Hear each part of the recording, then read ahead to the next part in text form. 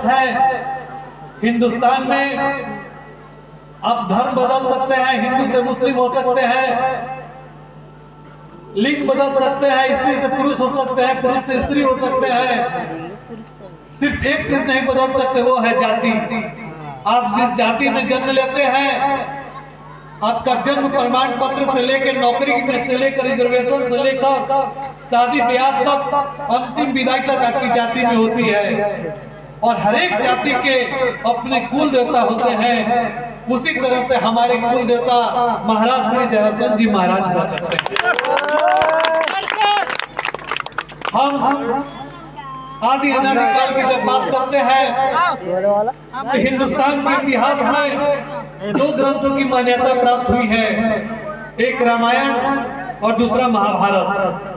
रामायण जो है वो सूर्यवंशियों का इतिहास रहा है और महाभारत जो है वो हम चंद्रवंशियों का इतिहास रहा। हम सभी उस कुल से जन्म लिए हुए हैं।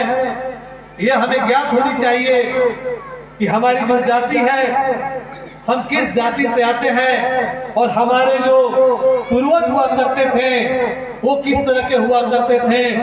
तो आज हमारे युवा चंद्रवंशी भाई, आप सभी यह जानिए कि हम में जो रंग में, हमारे रंग में, हमारे शरीर में जो खून दौड़ता है, वो खून जो है वो भीष्म पितामह का है। वो खून जो है उस माता का है जिसकी पवित्रता की कसम पूरा हिंदुस्तान खाता है। हम मां सीता के वंशज हैं। इस भारत का नाम जिस राजा के नाम पे पड़ा, राजा भरत, वो भी चंद्रवंशी समाज से आया करते थे। हम उस कर्ण के वंशज हैं, हम उस कर्ण के वंशज हैं जो ऐसा दानवीर था, जो ये जानते हुए भी कि हमने यदि अपना सूर्य कवच किसी को दान दे दिया तो हमारी हत्या हो सकती है, लेकिन हम वैसे दानवीर के हम वंशज हैं। हम अर्जुन के वंशज हैं जो एक बार निशाना किसी चीज पे साध लेते हैं तो हमारा निशाना सिर्फ उस निशाने को साधने का काम करता है।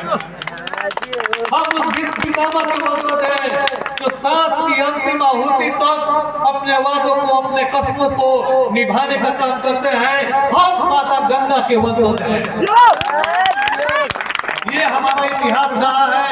धर्म की जब भी स्थापना का समय रहा तो धर्म की स्थापना के लिए हम लोगों ने महाभारत में, चूंकि कौरव भी हम थे और पांडव भी हम थे, तो हमने अपने भाई पर भी तीर चलाने में संकोच नहीं किया। दोस्तों, ये तो हमारे बीते वर्षों की बात हुई। अब आजादी के समय में जब आते हैं तो आजादी के इतिहास में भी चंद्रवंशी समाज का खून सबसे ज्यादा उज्ज्वलित था। अभी कुछ दिनों पहले आप लोगों ने सुना होगा कि बाबू वीर कुंवर